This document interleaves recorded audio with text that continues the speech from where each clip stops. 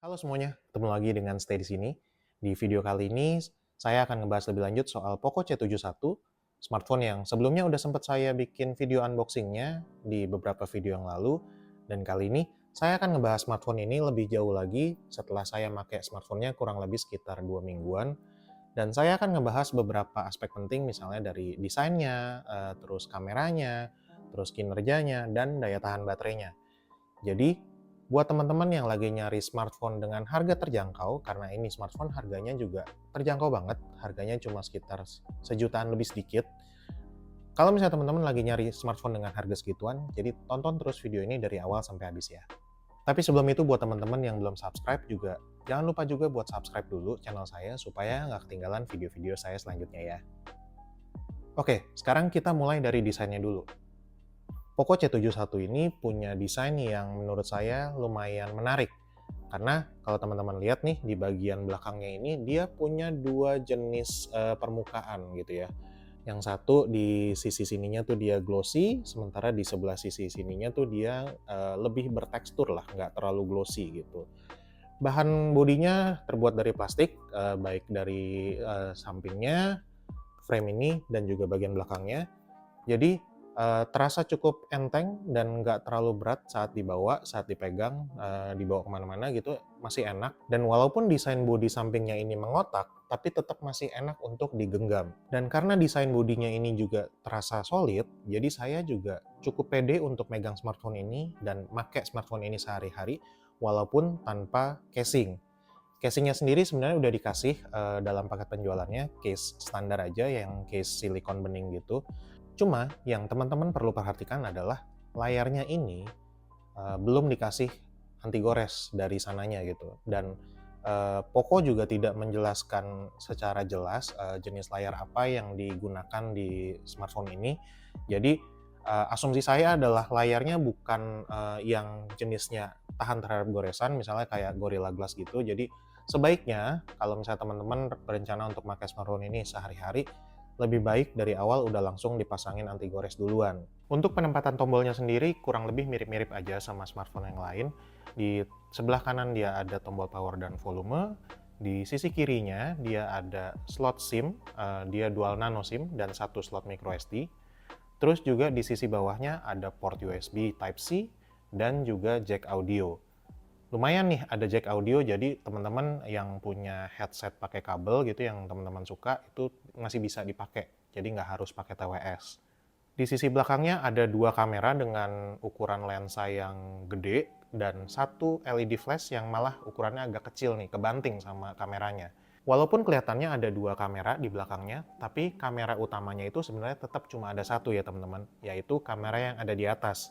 Sementara kamera yang di bawah itu sebenarnya adalah depth sensor yang sebenarnya dipakai untuk ngebuat efek bokeh.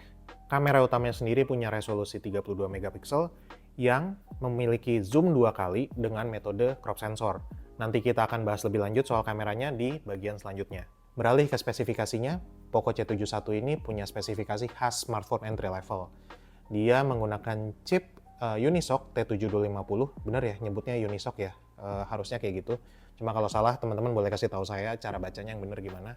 Dia pakai T7250 dengan RAM 4 GB. Terus smartphone ini punya kapasitas internal storage sebesar 128 GB dan kapasitas RAM-nya yang 4 GB itu masih bisa diperbesar lagi jadi 8 GB dengan menggunakan metode virtual RAM yang diambil dari internal storage. Secara kinerja ya khas kayak smartphone entry level pada umumnya ya.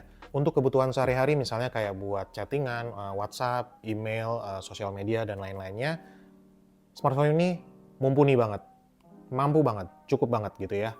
Nggak ada gejala melambat atau nge-lag gitu yang mungkin bisa mengganggu operasional teman-teman sehari-hari. Saya sendiri pakai smartphone ini untuk kebutuhan kerjaan, jadi saya pakai untuk kebutuhan email, saya pakai untuk kebutuhan chatting, saya pakai untuk kebutuhan telepon, video call, dan lain-lainnya. Dan sejauh saya pakai selama kurang lebih sekitar 2 mingguan ini, saya merasa nggak ada masalah sama sekali untuk kinerjanya. Untuk ngejalanin game ringan kayak misalnya Mobile Legends atau Free Fire gitu, Poco C71 ini bisa ngejalanin dengan lancar. Cuma kalau misalnya teman-teman pengen mainin game yang lebih berat gitu, yang emang dikenal memiliki kebutuhan spesifikasi yang lebih tinggi atau lebih berat, misalnya kayak Genshin Impact gitu, kayaknya jangan ya, karena memang spesifikasinya kurang memadai untuk menjalankan game-game tersebut. Kalaupun dipaksa, mungkin teman-teman perlu pakai settingan yang paling rendah, dan itu pun kemungkinan besar akan ada sedikit hambatan lah. Jadi mungkin frame rate-nya nggak semulus itu untuk mainin gamenya. Terus lebih lanjut lagi soal fitur virtual RAM yang bisa memperbesar kapasitas RAM-nya sampai 8 GB. Menurut saya agak kurang kepake gitu, karena kapasitas RAM 4 GB yang mungkin menurut standar zaman sekarang itu nggak terlalu gede gitu ya, biasa aja lah gitu. Masih cukup memadai untuk kebutuhan sehari-hari, kecuali teman-teman memang multitaskingnya sangat berat, pindah aplikasi sana-sini atau ngejalanin 3-4 aplikasi sekaligus, mungkin dia akan kewalahan. Tapi kalau untuk kebutuhan sehari-hari yang jalanin aplikasinya satu-satu, yang lain biarin dia jalan di background atau dia standby di background, harusnya Poco C71 ini nggak punya masalah dalam melakukan hal-hal tersebut. Kapasitas baterainya sebesar 5200 mAh, dan kapasitas baterai segitu dan dikombinasikan dengan spesifikasi entry level yang emang nggak boros-boros amat dayanya, smartphone ini bisa bertahan seharian penuh. Jadi saya berangkat dari pagi misalnya jam 7 atau jam 8 dengan kondisi baterai penuh, saya balik ke rumah sekitar jam 8 malam gitu, dan posisi kondisi baterainya itu masih sekitar 30-an% untuk kebutuhan sehari-hari saya. Dan diuji dengan menggunakan aplikasi PCMark, smartphone ini bisa mencatatkan daya tahan baterai sampai 20 jam. Itu udah cukup banget menurut saya. Dan untuk pengisian baterainya, mungkin ini menjadi salah satu kekurangan dari Poco C71 ini ya. Karena charger yang disertakan itu dayanya maksimal cuma 15 watt, yang artinya untuk mengisi baterai smartphone ini dari kosong sampai penuh, teman-teman butuh waktu sekitar 2 jam, kurang lebih ya. Dan artinya smartphone ini tidak mendukung fitur fast charging apapun selain charger bawaannya yang 15 watt itu. Tapi sebenarnya kalau menurut saya, walaupun dia nggak mendukung fitur fast charging apapun gitu ya, dengan daya tahan baterai segitu, rasanya teman-teman bisa melakukan aktivitas teman-teman tanpa perlu khawatir kehabisan baterai. Toh lagi pula kalau misalnya memang dibutuhkan, teman-teman juga bisa charge smartphone ini kapan aja kok gitu kan ya. Oke, sekarang kita bahas kameranya. Poco C71 ini punya kamera utama dengan resolusi 32 megapiksel. Kameranya ada di sini, sementara yang bawahnya ini adalah depth sensor yang dipakai untuk menciptakan efek bokeh. Kamera utamanya sendiri memiliki fitur zoom 2 kali, tapi bukan sekedar fitur zoom dengan lensa yang berbeda. Karena dia memiliki sensor dengan resolusi yang gede, maka untuk menciptakan efek zoom, dia menggunakan sensor di bagian tengahnya untuk menciptakan efek zoom. Jadi gampangnya, sebenarnya dia hanya nge-crop bagian tengah dari sensornya untuk menciptakan efek zoom 2 kali. Output fotonya sendiri dalam kondisi standar adalah di 9 megapiksel. Cuma kalau misalnya teman-teman pengen bikin foto dengan resolusi maksimal sampai 32 megapiksel, maka tersedia menu Ultra HD pada aplikasi kameranya. Cuma dia nggak bisa zoom jadinya ya. Terus soal videonya, kameranya punya resolusi maksimal video sampai 1080p, dengan frame rate 30 fps. Udah gitu doang, nggak ada gimmick apa-apa, dan bahkan fitur stabilizer pun nggak tersedia di videonya.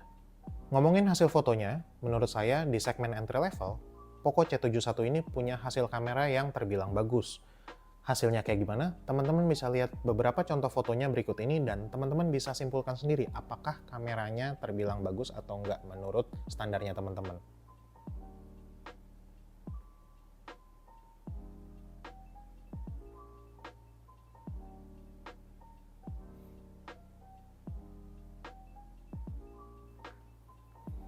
Oke, sekarang kita udah sampai ke bagian terakhir, yaitu kesimpulan saya soal Poco C71 ini. Menurut saya, dengan harga 1,1 juta, jadi 1 juta lebih dikit banget gitu ya, Poco C71 ini sangat menarik untuk dipilih. Karena secara kinerja, walaupun dia adalah smartphone entry level, tapi untuk kebutuhan sehari-hari, dia sudah sangat mencukupi, dia sudah sangat memadai. Terus juga dari sisi kameranya, Poco C71 ini juga menurut saya itu udah lumayan. Walaupun dari sisi video mungkin agak kurang ya, karena dia cuma maksimal mendukung 30 fps. Udah gitu nggak ada stabilizer apapun lagi gitu kan. Cuma kalau misalnya teman-teman tidak masalah dengan itu, teman-teman nggak terlalu sering bikin video, atau teman-teman punya gimbal atau punya tripod, ya itu bisa teratasi lah masalah itu. Terus juga kinerjanya untuk sekedar main game ringan, misalnya kayak Mobile Legends, Free Fire, atau mungkin game-game sejenisnya itu udah cukup banget, udah sanggup banget, nggak ada masalah. Cuma kalau misalnya teman-teman berharap untuk bisa mainin game berat dengan setting tinggi atau mungkin setting menengah gitu, kayaknya jangan. Mungkin ada smartphone lain yang mungkin lebih mampu untuk menjalankan kebutuhan teman-teman tersebut. Secara keseluruhan, saya suka sama Poco C71 ini karena harganya yang terjangkau banget, terus juga performance-nya oke untuk kebutuhan sehari-hari, untuk dipakai kerja, untuk dipakai main game ringan, untuk kebutuhan harian, itu udah sangat oke lah gitu. Terus juga daya tahan baterainya, karena dia chipsetnya juga tergolong hemat, nggak terlalu boros daya gitu, daya tahan baterainya juga oke banget. Walaupun chargernya belum fast charging, biasa aja gitu. Oke, jadi gitu dulu untuk impresi saya terhadap Poco C71 ini setelah menggunakannya selama sekitar 2 mingguan. Gimana menurut teman-teman? Apakah menurut teman-teman Poco C71 ini bisa memenuhi kebutuhannya teman-teman? Atau mungkin ada beberapa bagian yang teman-teman kurang suka, teman-teman ada yang suka, ada yang oh ini kurang, oh ini oke juga gitu. Boleh kita sambil ngobrol di kolom komentar di bawah ya. Gitu dulu untuk video review Poco C71 kali ini. Terima kasih buat yang sudah menonton dari awal sampai habis. Jangan lupa untuk like video ini jika teman-teman suka, dan share juga video ini ke teman-teman yang lain yang mungkin lagi nyari smartphone dengan harga sejutaan lebih dikit. Siapa tahu mungkin Poco C71 ini bisa menjadi pilihannya teman-teman. Terus juga buat teman-teman yang belum subscribe, jangan lupa juga buat subscribe channel saya supaya nggak ketinggalan video-video selanjutnya. Oke, gitu dulu untuk video kali ini. Saya Stay dan sampai ketemu di video selanjutnya ya. Dadah.